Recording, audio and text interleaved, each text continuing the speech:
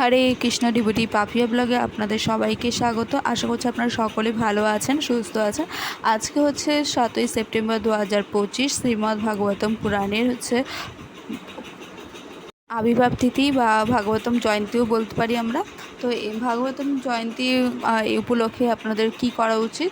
আপনারা অবশ্যই শ্রীমদ্ ভাগবতম পুরাণ আপনারা অধ্যয়ন করতে পারেন যাদের বাড়িতে গ্রন্থে আছে।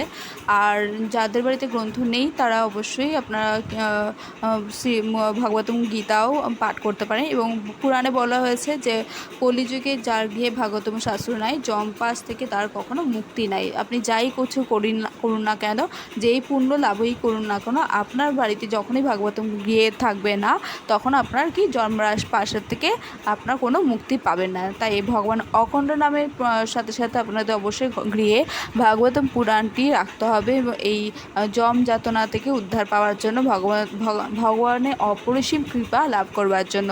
তাই অবশ্যই আপনার ভাগবতম মাহাত্ম্য কথা শ্রবণ করবেন। ঠিক আছে, যে মানুষ অর্থবোধ নিত্যসহ শ্রীমদ্ ভাগবতম শাস্ত্র পাঠ করে তার কোটি জন্মের পাপ ভস্মীভূত হয়ে যায়, এতে বিন্দু মাত্র সংশয় নেই।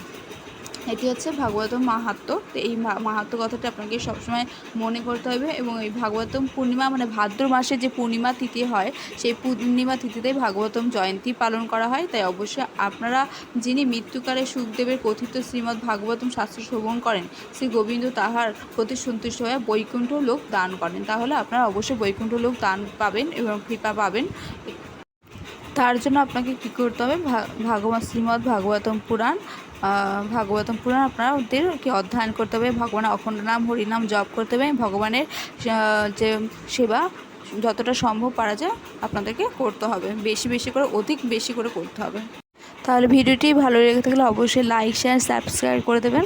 হরে কৃষ্ণ কৃষ্ণ কৃষ্ণ হরে হরে, হরে রাম রাম রাম হরে হরে, হরি বল।